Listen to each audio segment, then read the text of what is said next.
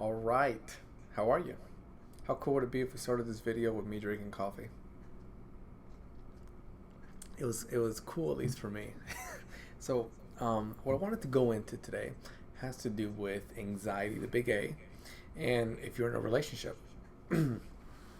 So, if you are somebody in a relationship and you're looking at how do you support your partner with anxiety, I want to share a couple of strategies with you. One of them is being able to partake in the education connected to anxiety. So often, we don't really know what anxiety is, or you may not know per se what anxiety is for your partner.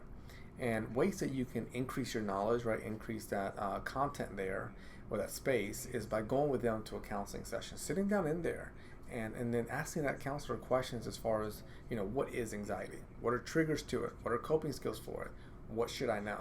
So that's one step as a partner that you could do to support your partner with anxiety. Another one is to partake in these coping skill like activities. Some of the fun ones it can be where you go to yoga classes together, you go to the gym together, you go for walks in the park together. You kind of get my drift, right? And it's where you engage in these type of activities so that your partner sees you there with them, which is comforting, which helps to tame and lower that anxiety. And then you yourself are benefiting from the experience. You're engaging in self-care. You're both really part of this integral process. Another strategy is to look at what the triggers are. I know I mentioned that as far as you sitting into a counseling session and being there with your partner, but also look at some big picture triggers. And I'll give you examples of a few just so that you have a heads up. A stressful day.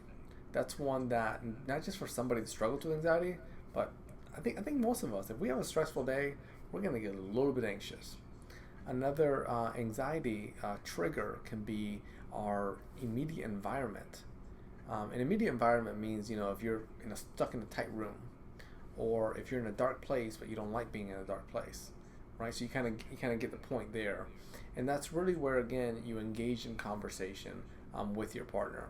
And then the last tip that I want to share with you, and this one is really one that, like, if you were sitting here in my office, I would have with you. Your partner's there, you're there. The person with anxiety, I would just ask very point blank. I would say, okay, I want you to kind of tell me 4 to 5 different episodes of anxiety. Like, tell me situations that you had anxiety in. Where were you at? What was it like? What did you feel? Describe it as if you were describing like a TV show or TV episode.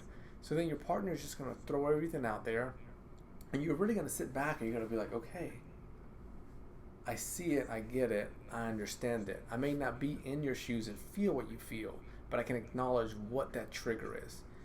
And this is important and vital for partners to know as they support their partner, a lot of partners there, as they support their partner navigating the anxiety. Because if you're able to catch some of these anxieties, maybe before your partner, like let's say that you have a family event coming up and your partner is anxious about family events or big gatherings, you can say, hey, listen, we got a big event coming up. Let's do some deep breathing. Let's do a yoga class or a meditation class before the event, and then walk into it a little bit better. And then afterwards, we do even another de-stressing, like walk through the park. And there you have it. So hopefully that makes sense as far as how we connected those points and how you in your relationship can support your partner with anxiety.